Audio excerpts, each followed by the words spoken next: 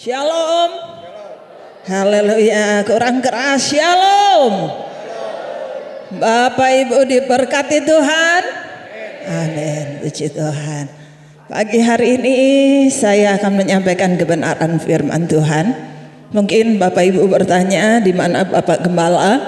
Bapak Gembala kemarin sore bertolak ke Gempol untuk nginep di Gempol, dan pagi hari ini jam yang sama beliau bertugas di GPDI Gresik, ya, karena satu dan lain hal, sehingga pelayanan di Gresik untuk sementara para majelis daerah, anggota majelis daerah diberikan tugas secara bergiliran untuk melayani jemaat yang ada di sana. Dan kebetulan minggu ini adalah tugas Bapak Gembala untuk melayani pekerjaan Tuhan di sana. Puji Tuhan, kita percaya Tuhan ada di tengah kita. Saya sangat menikmati setiap bait dari pujian yang kita naikkan pagi hari ini, sangat memberi kekuatan. Sekalipun pujian itu beberapa saya baru dengar pagi hari ini, tapi saya mengikuti setiap kalimat itu. Luar biasa Tuhan kita, ya. Kita punya Allah yang luar biasa, yang sepakat dengan saya katakan amin. Haleluya. Bapak Ibu, Allah kita itu luar biasa. Sekalipun kita tidak terbebas, kita tidak terlepas dari yang namanya masalah. Sana sini situ pusing dengan masalah, tapi kita anak-anak Tuhan, kita akan tetap bisa tersenyum, kita akan tetap bisa tertawa. Karena apa? Karena Dia yang memberi kita kekuatan untuk melewatinya. Bapak Ibu, ketika saya berbincang kemarin dengan seorang jemaat Tuhan, begitu luar biasa kami sharing pergumulan yang dia hadapi. Bapak Ibu, rasanya saya pikir luar biasa berat pergumulan yang dia hadapi. Tapi selama ini sekian tahun saya selalu melihat dia dapat tersenyum. Dia tetap setia mengiring Tuhan. Dia tetap setia ambil bagian dalam pelayanan di tempat ini. Artinya apa?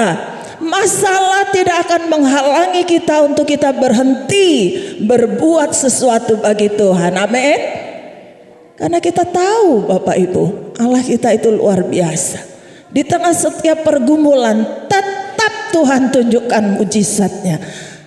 Seperti pujian yang sering kita nyanyikan, berkali-kali Tuhan menolong. Bapak Ibu, kiranya ini menjadi pengalaman pribadi kita. Kita iring Tuhan, sekali lagi jangan di pikiran kita iring Tuhan itu kita lepas dari masalah. Tetapi selalu tepat pada waktunya Tuhan akan berikan jalan keluar. Pagi hari ini kebenaran firman Tuhan saya ambil dari kitab Hakim-Hakim pasal yang ke-6. Bapak Ibu buka di Hakim-Hakim 6. Saya berikan tema firman Tuhan pagi hari ini, saya punya Tuhan yang besar. Saya punya Tuhan yang besar. Hakim-Hakim 6 ayat yang pertama. Saya minta di pasal 6 ayat yang ke-1 kita akan baca. Bapak Ibu bisa simak supaya Bapak Ibu tahu kisah ini.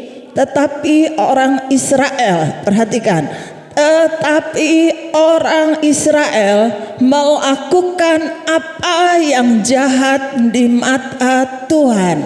Sebab itu Tuhan menyerahkan mereka ke dalam tangan orang Midian 7 tahun lamanya. Dan selama itu orang Midian berkuasa atas orang Israel. Karena takutnya kepada orang Midian itu, maka orang Israel membuat tempat-tempat perlindungan di pegunungan, yakni gua-gua dan kubu-kubu. Setiap kali orang Israel selesai menabur, datanglah orang Midian, orang Amalek, dan orang-orang dari sebelah timur lalu maju mendatangi mereka. Berkemahlah orang-orang itu di daerah mereka dan memusnahkan hasil tanah itu sampai ke dekat Gaza, dan tidak meninggalkan bahan makanan apapun di Israel, juga domba atau lembu atau keledai pun tidak. Sebab orang-orang itu datang maju dengan ternaknya dan kemahnya, dan datangnya itu berbanyak-banyak seperti belalang. Orang-orangnya dan unta-untanya tidak terhitung banyaknya. Sekaliannya datang ke negeri itu untuk memusnahkannya. Ayat 6. Sehingga orang Israel menjadi sangat melarat oleh perbuatan orang Midian itu. Lalu berserulah orang Israel kepada Tuhan. Sampai di situ dulu. Bapak Ibu, saya bawa Bapak Ibu kepada kisah ini terlebih dahulu. Nanti kita akan lihat satu tokoh yang diangkat lewat kisah ini. Tetapi sebelumnya, kalau kita baca tadi, mengapa bangsa Israel diizinkan Tuhan jatuh ke tangan bangsa Midian? Ayat yang pertama tadi dikatakan bahwa karena orang Israel meninggalkan Tuhan. Penyebab daripada bangsa Israel akhirnya mengalami kehidupan yang gak enak. Hidup dalam sebuah jajahan itu gak enak. Dan ini dialami oleh orang Israel. Tadi dikatakan mereka sampai harus membuat tempat perlindungan itu di gua. Di gua-gua mereka bikin tempat perlindungan. Mereka ngungsi cari tempat untuk berlindung. Karena apa? Karena begitu luar biasanya orang Midian menekan kehidupan mereka. Tadi dikatakan ketika mereka habis menabur, orang Israel menabur, waktunya menuai, bangsa Midian datang dan dihancurkan semuanya. Tidak ditinggalkan bahan makanan bagi bangsa Israel. Bapak Ibu, apa yang saya sampaikan, Bapak Ibu bisa pikir, bisa renungkan. Situasi bangsa Israel sedang tidak baik-baik saja. Selama 7 tahun mereka mengalami yang namanya ditindas oleh bangsa Midian. Tidak disisakan bahan makanan. Padahal kita hidup kan kita butuh makan. Tempat tinggal mungkin selalu merasa terancam, sehingga mereka harus mengungsi. Gak enak kan? Jadi pengungsian itu gak enak. Apalagi situasi seperti dikejar-kejar musuh itu sangat-sangat tidak enak. Dan itulah yang dialami oleh bangsa Israel. Sehingga ayat yang ke-6 tadi, coba dimunculkan ayat yang ke-6. Di dalam ayat yang ke-6, sehingga orang Israel menjadi apa Bapak Ibu? Sangat melarat oleh perbuatan orang Midian. Kita bisa bayangkan, sangat, wes ditambah kata sangat loh, sangat melarat. Ini situasi yang dihadapi oleh bangsa Israel. Mereka sedang menghadapi situasi yang sungguh dalam keterpurukan. Terpuruk. Tetapi kita akan melihat bahwa Tuhan mengasihi bangsa Israel. Bangsa Israel nantinya akan melihat bahwa Allah yang mereka sembah itu adalah Allah yang besar kuasanya, yang akan sanggup untuk menolong kehidupan mereka. Kita akan lanjut ayat yang ketujuh. Ayat yang ketujuh, ketika orang Israel berseru kepada Tuhan karena orang Midian itu, maka Tuhan mengutus seorang nabi kepada orang Israel yang berkata kepada mereka, beginilah firman Tuhan Allah Israel, akulah yang menuntun kamu keluar dari Mesir dan yang membawa kamu keluar dari rumah perbudakan. Lanjut saja ayat yang ke-11. Ayat yang ke-11, kemudian datanglah malaikat Tuhan dan duduk di bawah pohon tarbantin di Ofra, kepunyaan Yoas orang Abiezer itu, sedang Gideon anaknya mengirik gandum dalam tempat pemerasan anggur agar tersembunyi bagi orang Midian. Terus malaikat Tuhan menampakkan diri kepadanya dan berfirman kepadanya demikian, Tuhan menyertai engkau ya pahlawan yang gagah berani. Kita akan mulai masuk kepada poinnya. Bapak Ibu, ketika kondisi bangsa Israel, saya sampaikan seperti tadi, kondisinya sangat melarat, terpuruk, ada pada titik terendah. Tuhan utus malaikatnya untuk menjumpai seorang yang bernama Gideon. Dan Gideon seorang muda yang saat itu juga hampir sama kondisinya dengan bangsa Israel yang lain. Gideon juga sedang ada pada situasi yang lemah, karena kondisi bangsa itu sungguh sangat memprihatinkan. Kondisi Gideon saat dijumpai oleh malaikat Tuhan, ayat yang ke-11 tadi dikatakan Gideon sedang mengirik gandum di tempat pemerasan anggur. Bapak Ibu, coba saya bawa Bapak Ibu untuk kita berpikir. Mengirik gandum di tempat pemerasan anggur. Gandum sama anggur itu kan beda. Ngirik gandum kok di tempat pemerasan anggur, sesuatu yang normal nggak? Tidak. Seharusnya mengirik gandum itu di tempat pengirikan gandum. Pengirikan gandum untuk memisahkan gandum daripada sekamnya. Setelah diirik, gandum akan terpisah dari sekamnya dengan cara apa? Dihembuskan oleh angin, dibantu oleh angin. Makanya tempat pengirikan gandum itu harus di tempat yang ada di agak ketinggian supaya anginnya kencang, ya. Seperti itu.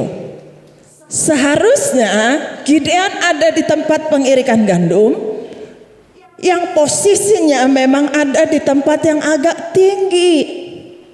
Tapi ayat ini berkata, ketika malaikat Tuhan menemui Gideon, Gideon ada di pemerasan anggur, di persembunyian. Karena apa? Sesuatu yang gak normal ini terjadi. Sekali lagi, karena kondisi bangsa Israel sedang mengalami tekanan. Kondisi bangsa Israel sedang mengalami keterpurukan, sehingga Gideon pun gak berani untuk muncul. Gideon berusaha untuk bersembunyi. Bapak Ibu, saya bawa Bapak Ibu kepada pengertian rohani. Ada kalanya kita mengalami situasi seperti bangsa Israel. Kita mengalami situasi seperti Gideon ini. Karena situasi, karena tekanan, karena kehidupan kita yang Tuhan sedang bawa pada titik terendah, kita mengalami keterpurukan. Kita rasa-rasanya takut, kita rasa-rasanya gak berani untuk muncul. Karena begitu beratnya tekanan yang menekan kehidupan kita. Tapi Bapak Ibu yang dikasihi oleh Tuhan, pagi hari ini saya mau berkata bahwa Tuhan kita itu adalah Allah yang besar. Besar kasih-Nya, besar kuasanya. Dan Allah panggil Gideon bahkan dengan ucapan, "Hai pahlawan yang gagah berani." Malaikat Tuhan datang kepada Gideon dengan satu kalimat, "Hai pahlawan yang gagah berani." Sepertinya ini situasi yang sangat gak masuk akal. Mungkin Gideon akan berpikir, siapa manggil aku dengan kalimat ini? Hai pahlawan yang gagah berani. Ya Tuhan, aku ini sedang pada situasi yang aku aja ketakutan, aku lemah, aku takut melihat realita kehidupan. Tapi Tuhan datang lewat malaikatnya memberikan satu kekuatan dengan kalimat ini, "Hai pahlawan yang gagah berani." Saya mau berkata kepada Bapak Ibu, Allah kita itu Allah yang besar. Dia sanggup untuk memulihkan kehidupanmu. Dia memanggil engkau dan saya tidak selalu pada situasi kondisi hidup kita ini prima. Tidak selalu kondisi kita ini pada situasi yang baik-baik saja. Tapi Tuhan selalu hadir karena Dia tahu kita ini semua anak-anaknya. Ketika kita dalam kelemahan, ketika kita dalam keterpurukan, Tuhan hadir dan memberikan kekuatan bagi engkau dan berkata, "Hai engkau pahlawan yang gagah berani." Bapak Ibu yang dikasihi oleh Tuhan Yesus, Tuhan sangat mengasihi kita. Setiap kita, saya tadi berkata, saat mungkin kita ada di titik terendah dalam kehidupan kita, jangan lupa bahwa kita punya Allah yang besar. Kita punya Tuhan yang besar, yang Dia selalu berkata, "Engkau berharga di mataku." Sekalipun kita ada pada titik terendah, tapi Tuhan cari engkau.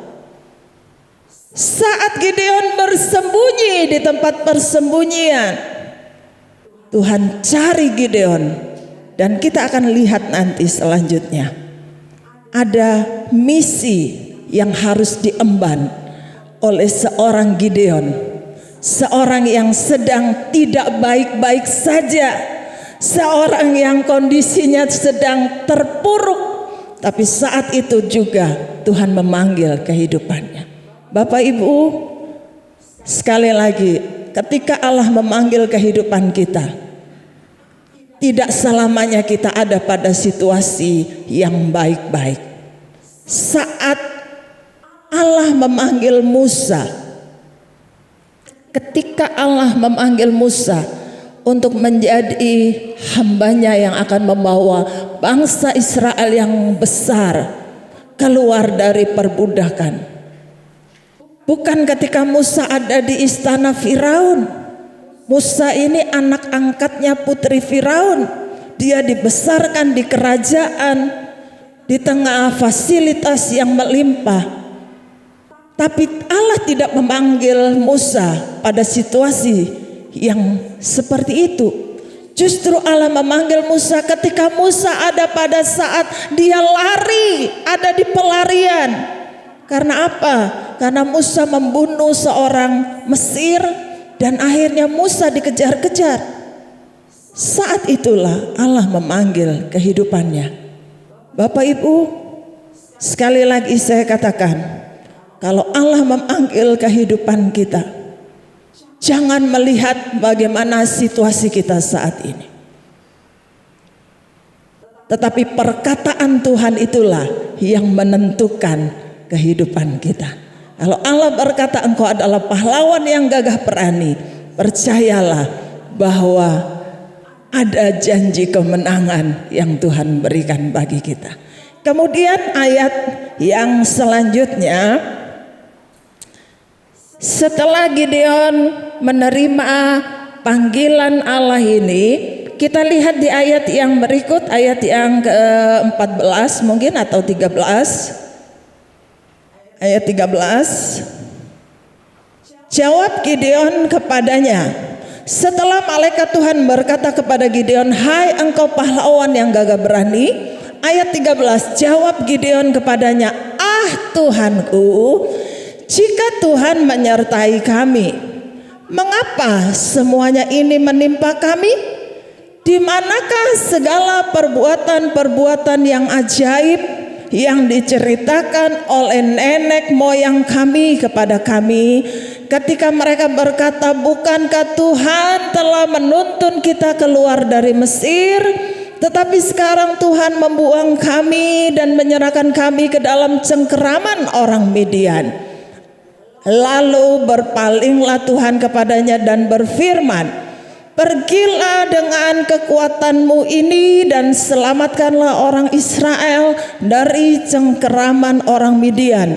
Bukankah aku mengutus engkau? Tetapi jawabnya kepadanya, ah Tuhanku, dengan apakah akan kuselamatkan orang Israel?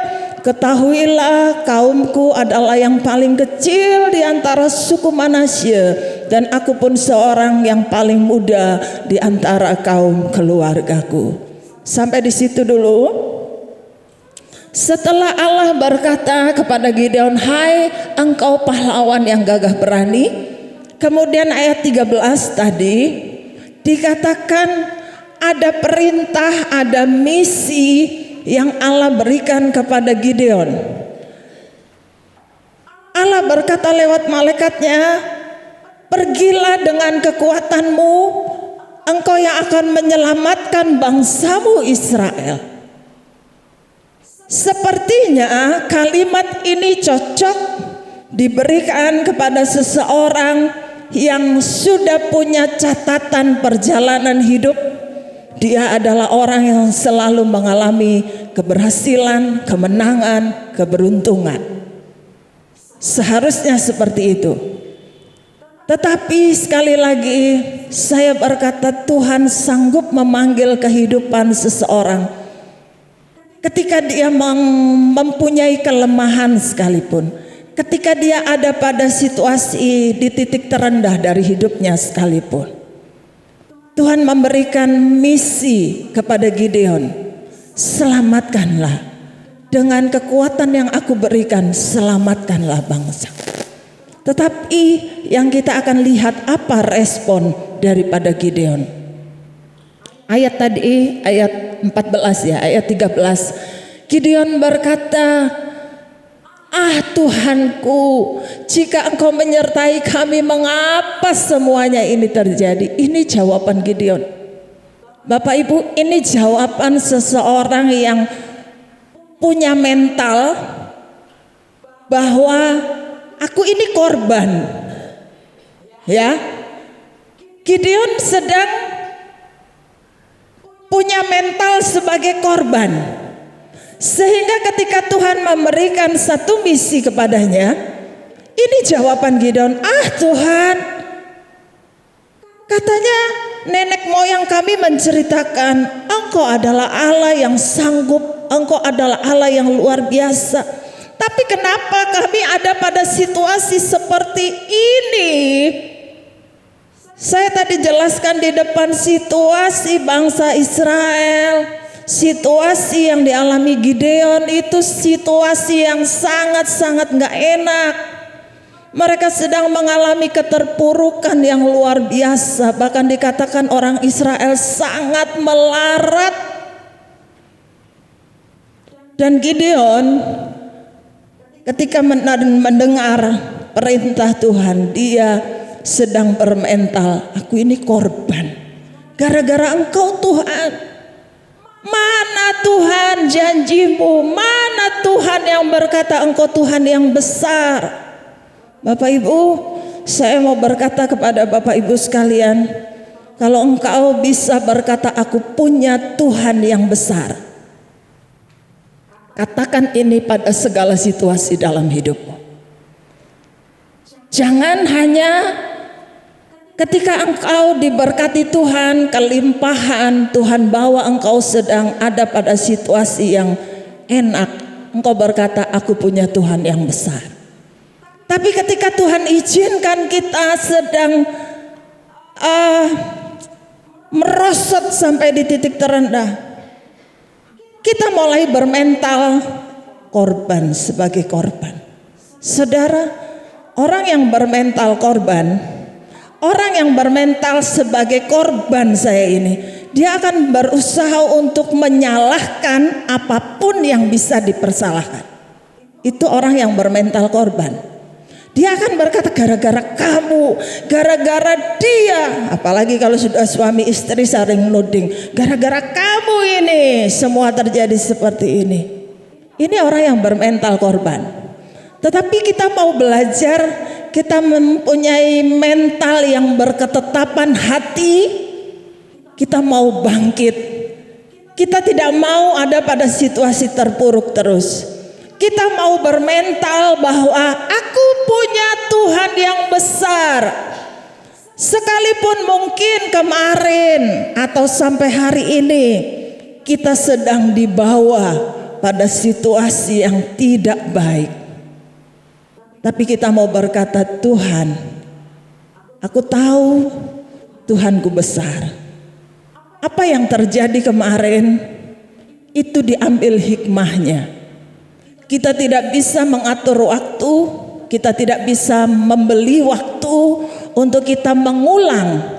Kalau boleh, saya mengulang supaya kegagalan yang lalu itu bisa digantikan dengan sebuah keberhasilan yang sudah lewat-lewat. Bapak Ibu, kita harus menjadi anak-anak Tuhan yang punya ketetapan hati.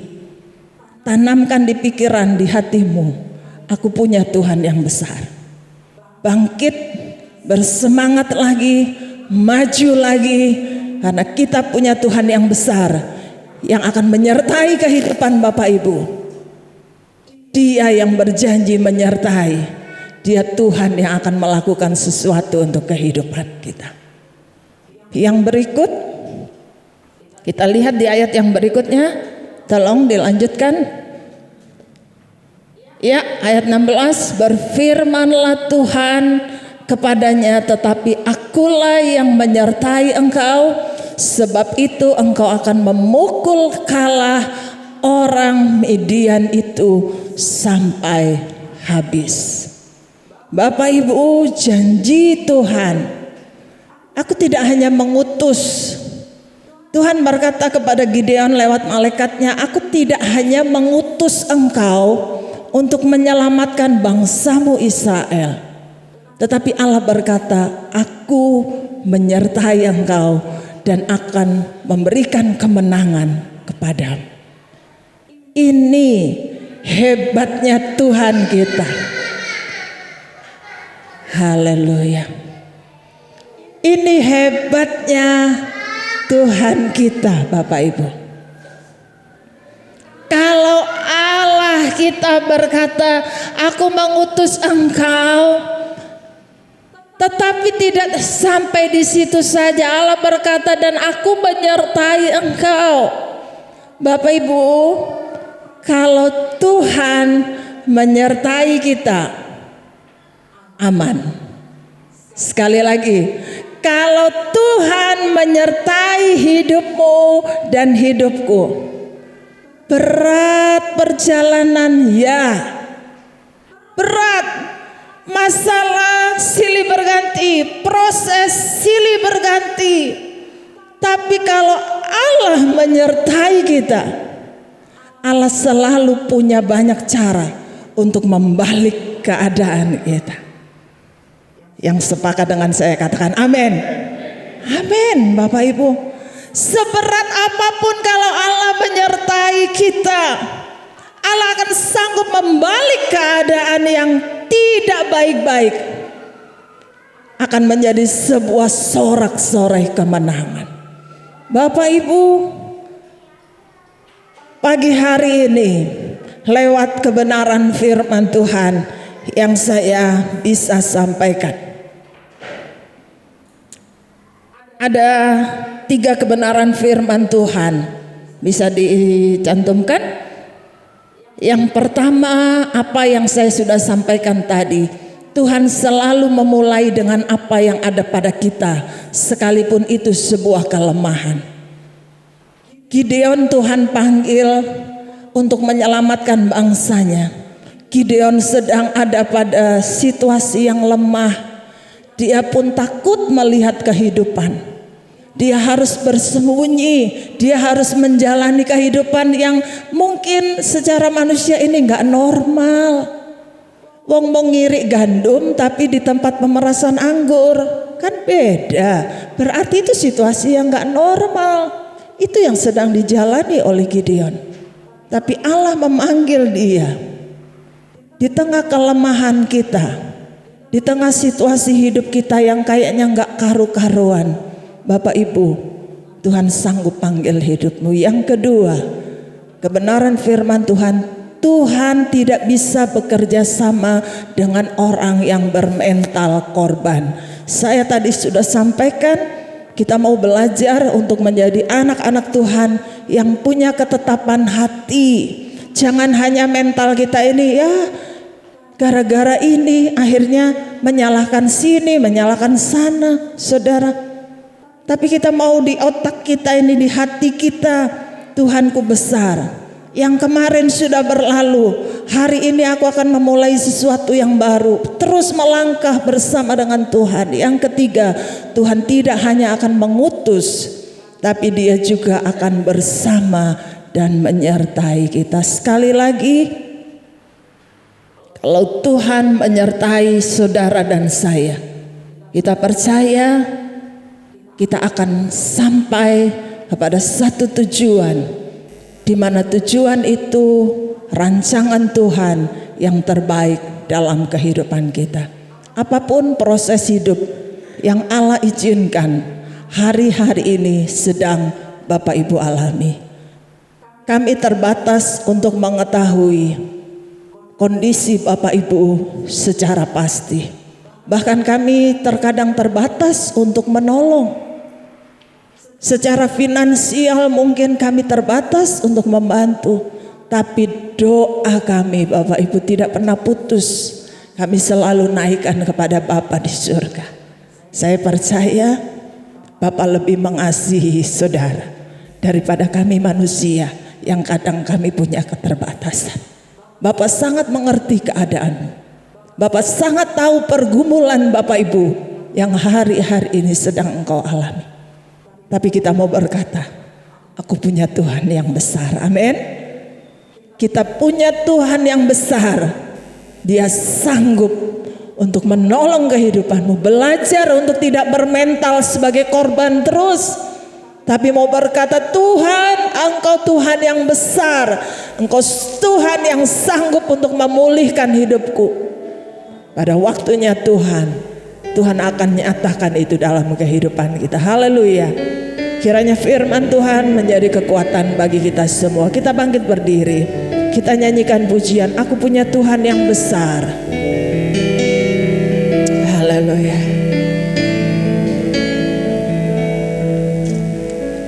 Haleluya. Ku hidup karena percaya. Ku hidup karena percaya. Kau yang berjanji setia, pengharapanku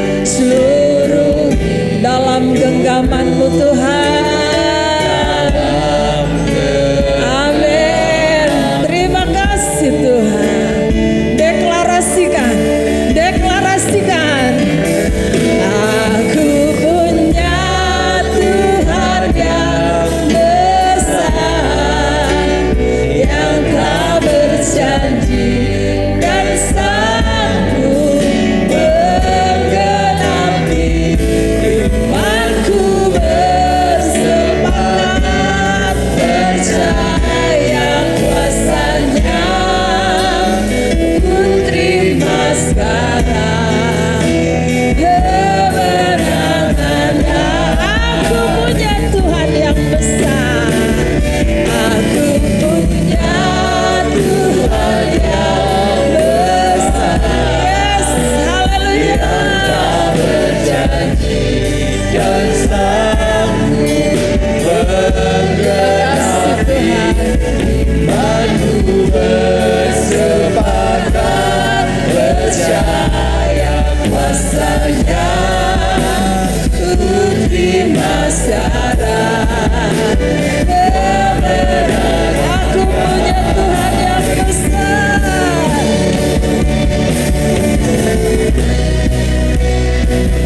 Aku punya Tuhan yang besar, Dia telah berjanji dan sanggup menggenapi, imanku bersepakat percaya kuasanya. Ku terima sekarang kemenangan darimu. Kita mengangkat kedua tangan kita di hadapan Tuhan. Ini adalah beban masalah yang engkau sedang hadapi. Engkau angkat, arahkan kepada Bapamu di surga. Bibir mulutmu deklarasikan, aku punya Tuhan yang besar. Kalau saat ini Tuhan izinkan aku ada pada titik terendah dari hidupku, jangan engkau hanya bermental sebagai korban, tetapi berkatalah bahwa Tuhanku lebih besar dari masalahku. Tuhan ada menyertai aku. Tuhan sanggup membalikkan keadaanmu. Aku punya Tuhan yang semua memuji Tuhan. Yang telah berjanji dan sanggup menggenapi, imanku bersepakat percaya kuasanya. Ku terima sekarang Aku punya Tuhan yang besar.